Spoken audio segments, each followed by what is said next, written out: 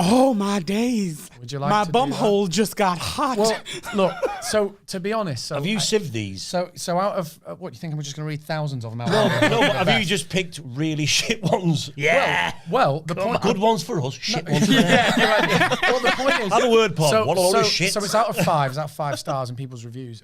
And look, your pod's a big success, and we're very relieved to say that so is ours. Can I just ask a question? Yeah. Are these reviews of the podcast or of our stand-up?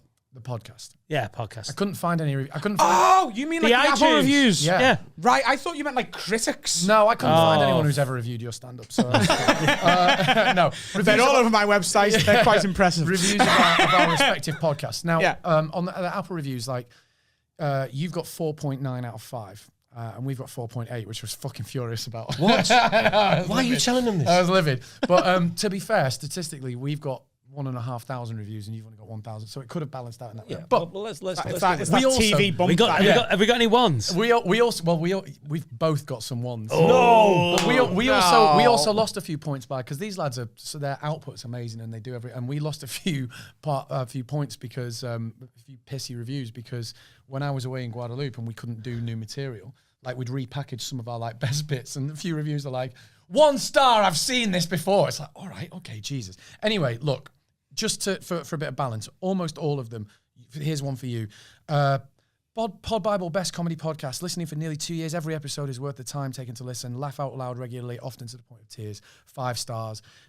We got stuff like we'll find them, but there's no fun in that. Let's have a listen to some of them. Let's have a look at some of the ones that aren't 5 stars. So can I just say on this, right? So me and Carl go back to school, as I was saying before. And over the 10 years plus that I've been doing stand-up, and Dan's... 20. Yeah. 20. What day is it? Man and boy. 2 days ago, Man I had my and boy. 20th anniversary as a stand-up. So I'm nearly 12 years in. And you get used My to birthday. critics and people on Twitter and reviews and whatever slagging you off, and you develop a bit of a sort of thick skin. You're like, yeah, they think I'm shit. And at first It it's is what it awful, is, yeah. right? Yeah. But you get used to it. He's not used to it yet. Because he really fucking gives a shit about... As much as we sit here and we're the hosts and whatever, he makes the episode and he's the third mic and a very fucking valuable one. There are a few people who specifically name him to slag him off. Bring it on. Yeah! This is my new favourite section. His dick's too big. To be fair, there aren't. I just wanted to say I made one But up. now I wish there was. Right. I was actually You're going to interested. Disneyland So in Wigan. let's just do the just be sure that like we're grateful for just look the vast the 99.9% of them are people Just going, we do love it. this, right? Just do so here we it. go. So here's one for you guys. This is a 4-star. Good laugh, but please stop banging on about cocaine like you're some kind of rock star. Oh my God! As opposed to some bellend who took a few lines on a Saturday night 20 years ago. All very tedious.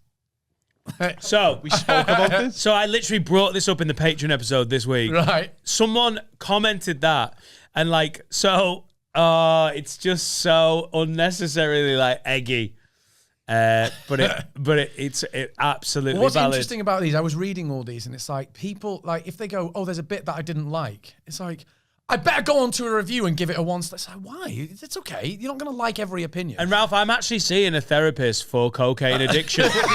yeah. So that's why we've been talking about it. And Yeah. someone's gone, I'm fucking bored of this. Yeah, And you're exactly. Like, oh, I'm Bore so off. sorry, because I didn't OD on set during the pod, which weirdly Carl left in. yeah. Oh, yeah, no, you can talk about it now. He's obviously got a problem. So here's one. So in between, incredible podcast, 5 stars. This is you guys. 5 stars, incredible podcast.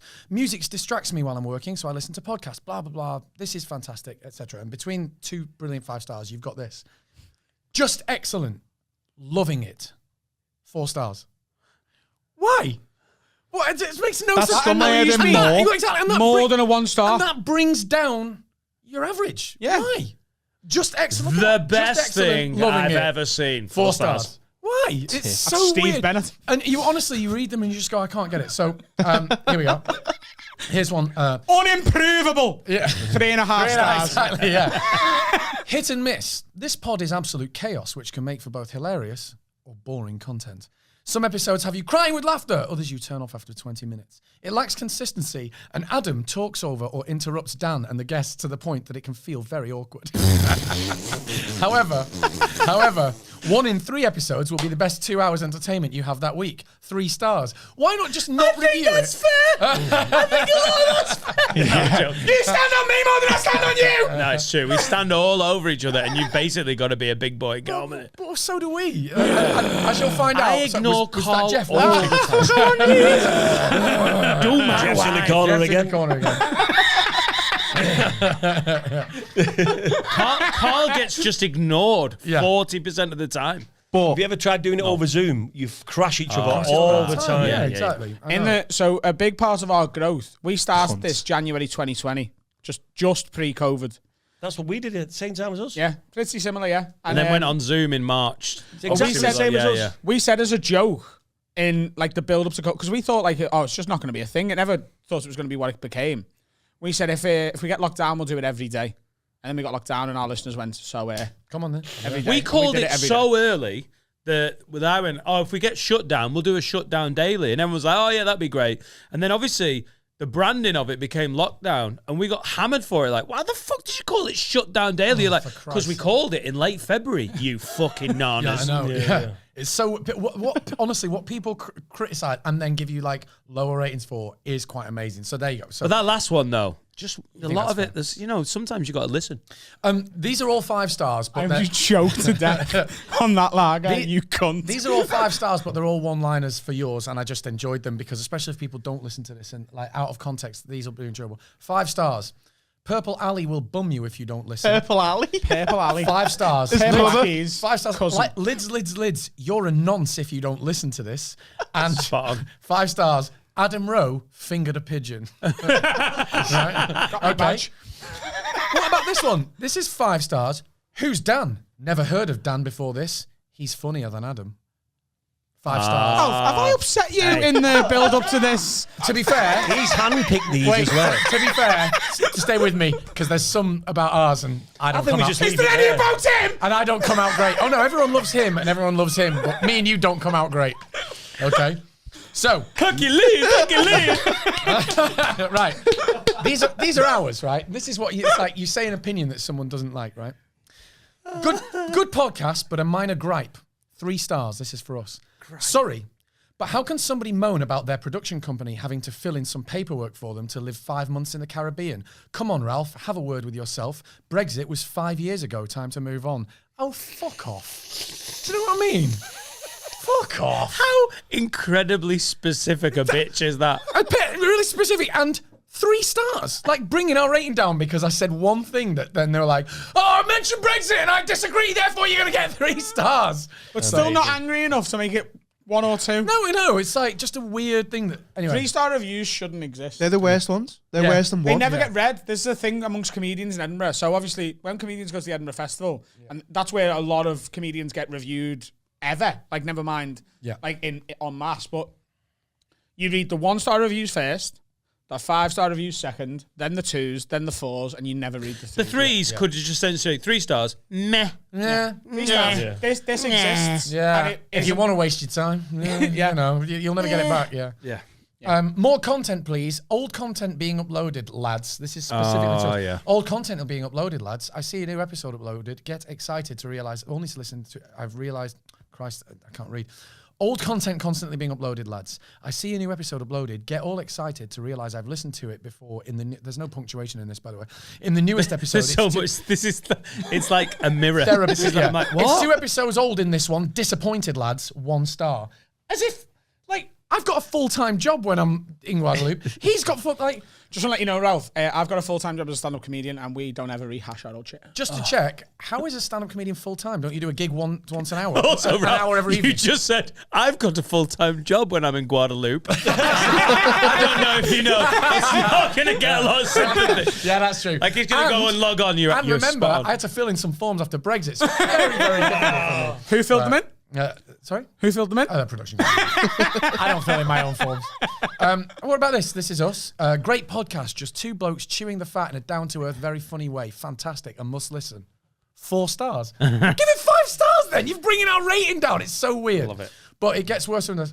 Has potential, but sadly ruined by... Okay, this is what they meant. Has potential, but sadly ruined by immature, self-indulgent rubbish. 1 star. Oh. That's me and you, Has right? potential. Yeah.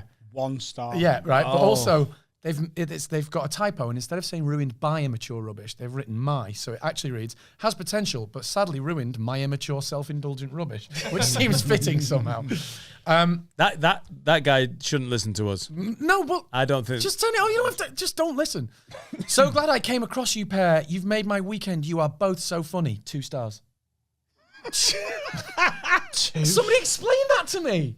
It's so weird. Anyway, so there's a few. Oh, absolute dross. This person How says, many of these is there? Are we there's here 2 for more. another hour? This person says the word 1,500. dross. This person says the word dross and tosh in the same review, which tells you quite a lot about this person. I think, absolute dross. Couldn't listen to this self-indulgent tosh. Anyway. It's about us. Yeah. Self-indulgent. Yeah. 3 stars. Great show. Shame Ralph looks down his nose at Will. I mean, that's not easy because it goes in so many different He fills in his own paperwork. Yeah. And these are the last 2, and you'll see why they're important. Look, I love Will and Ralph doing a podcast. It's usually so funny, just as 2 Pints was. But in these current lockdown times, I don't think we need to hear Will going on about his father passing away. We need the humour at the moment, not listening to Will's loss. 1 star. Oh. Can you You horrible believe cunt. that as a review? Wow. Seriously, Wow. who fucking hears that? And like I That's said a earlier, funeral he- director that you didn't get back to. And honestly, like I said earlier, like, yes, we do a lot of immature dicking around, but when he talked about his dad, this lad was so fucking unbelievably I remember open seeing your and honest Instagram posts and seeing how, like, you got to remember as well, like, when you're in an entertainment business, you sort of desensitized to it, but we've had a lot of people, when we have Vicky Patterson on recently, we've had people say, oh, your podcast humanized her. Right. And she's done I'm a Celeb. Do you know what I mean? So, like, they've had a version of it, but her just being on there and being normal. And stuff like that, when a huge star goes through something, they post something like that on social media or in a podcast and they talk about real stuff, it stops you being just an entertainer to these people and relate to them. And cunts like that can fuck off. Well, there was a few around that, which I didn't bother reading because for time, but like they're going, amazing to hear Will talk. So honestly, it really helped me with my mental health. It was really an incredible thing in lockdown. And it was, honestly, it was a wonderful thing that he did and a brave and fucking brilliant thing that he did. At a time when hundreds of thousands of people are struggling with loss. Their family, and it was so moving how he talked about his dad. And then who goes on to a review and says, "Oh, come on, keep the laughs coming." Will going on about his who the fuck is that? So 2 things on this, right? I used to reply to trolls and be like, "Oh, fuck you, whatever." What I've started doing, and this, you know, if you ever get a tweet or anything and someone's being a cunt, just try this. It's like a DM, and you can get back to them. You can't really reply on them. No. If you get it in a DM or a tweet, try this. Be really, really nice. Kill him with kindness. So I go, look, mate, if you feel a need to message someone like that, something like that on the internet that you don't really know, you're obviously going through a really tough time, and I hope it gets better for you. Have a good one, Adam. And the next message is always, do you know what, mate? I'm so like they That's a good shout, it disarms them. There's a famous story about how Sarah Silverman did that. Somebody like said something abusive to her, and she was like, "Are you okay? Are you going through some? Do you want to talk?" And it became this bizarre story in of itself. And they then had this DM exchange, a friendship where he's like, "Thank you so much. No one's listened to me. I'm really, really in trouble and going through some stuff." Because no one doing that is happy. Yeah. They can't be. It's impossible to be happy and send something like that. Yeah. I've got one thing I want to read for you. Yeah. Now, I'm not going to name the comic because it's not fair, right? Oh, you've got to name names. We can't. Because is it Ramesh again? It's Ramesh. Like the earlier story. I'll tell you what, I'm going to read this and I'm going to put Ramesh Ranganathan in it and see if it fits. So there's a guy, and he's sort of known for doing like promotional stunts at the Edinburgh Festival to try and sell his tickets. But he's not quite climbed the career ladder as fast as he would like or whatever. It's just the opening paragraph of his review from his Edinburgh show in 2018 or 19, right?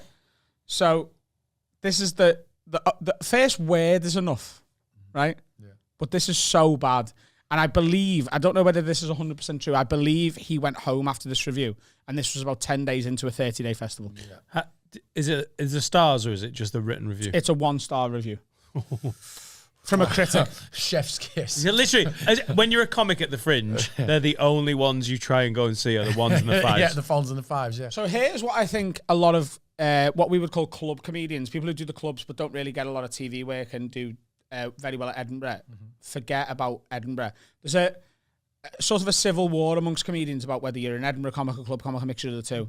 And people go to Edinburgh with an hour of really funny comedy, and then they get 2 and 3 and 3.5-star reviews from critics. Because it doesn't have a unifying theme and a narrative, and it's not about some satirical thing. It's just some jokes, right? Partly that, but also partly because a big thing with Edinburgh reviews, and I only found this out a couple of months ago, is they review based on the press release and the blurb and the title.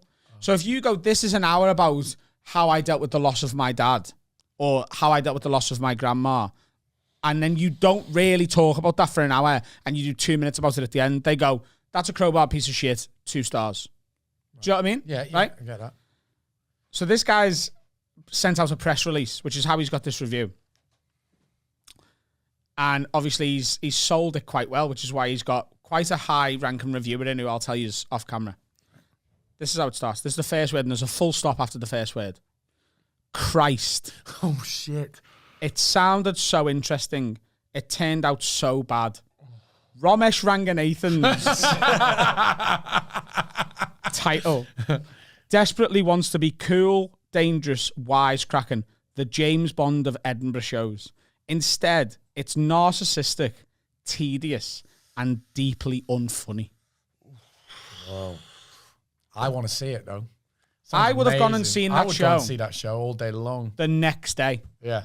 And that review got, spoke about a lot in Edinburgh that year. It's like, has there ever been a more brutal opening paragraph to any review ever? 10 years ago, there was a show that was so famously bad. And it was right from the off in Edinburgh. I was up there that year. And in the venue, there was a balcony that they couldn't sell tickets to the punters. Also, they never sold enough tickets where it was even a problem. And if you're a performer at the Fringe, you basically get a pass to go in other venues. So if there's space, as a comic, you get to just go and watch shows. And this show became so legendary for all the wrong reasons that the room was quiet and the balcony was rammed full of comics. And they had to stop. They had to close down. People were like, could I get a guest list for? And they were like, no, we're not doing that anymore. No. Because comics, by the middle of the Fringe, third week of the Fringe, there was 45 comedians up there, 23 people in the audience. So what would happen was the comic would try and do their joke. Was this in the nightclub room of the Gilded Balloon? They wouldn't laugh. You know exactly what show it is. The crowd. I don't. I just know the room by the that crowd wouldn't laugh.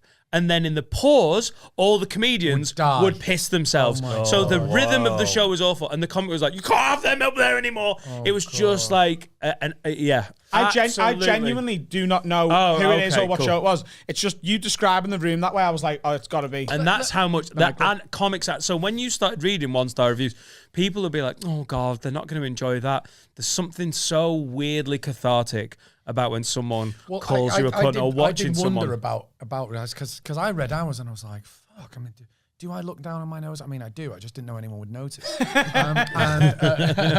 I was like, and then they're like, but then they're so weirdly inconsistent. The ones that go, this is absolutely wonderful, the best podcast ever, 2 stars. And you go, well, they don't. That's ridiculous. So you've got to be able to laugh at it. But I have a genuine question about, and I don't mean to be all kind of hugging and learning and sort of let's all be nice to each other sort of question. But that makes me really sad for that person that got that review and then went home 10 days into a 30-day thing. I'm 80% sure that's true. Well, just to be fair. Honest, we talk about, there's a lot of talk these days about mental health, right? But that person, they could have gone home and killed themselves after that review if their career was that big a deal to them and that's what they had and they'd worked really hard to put an hour together and spent the money on Edinburgh. So then what do? Do you go, well, reviewers shouldn't be that mean? That seems wrong as well. I don't quite know where. Okay, I think that paragraph is unnecessarily mean. It delights in being cruel. Yeah. And for everyone else it's funny. But I understand what you're saying.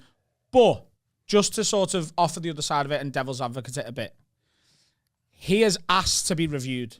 Yeah, it's not through his letterbox. Yeah.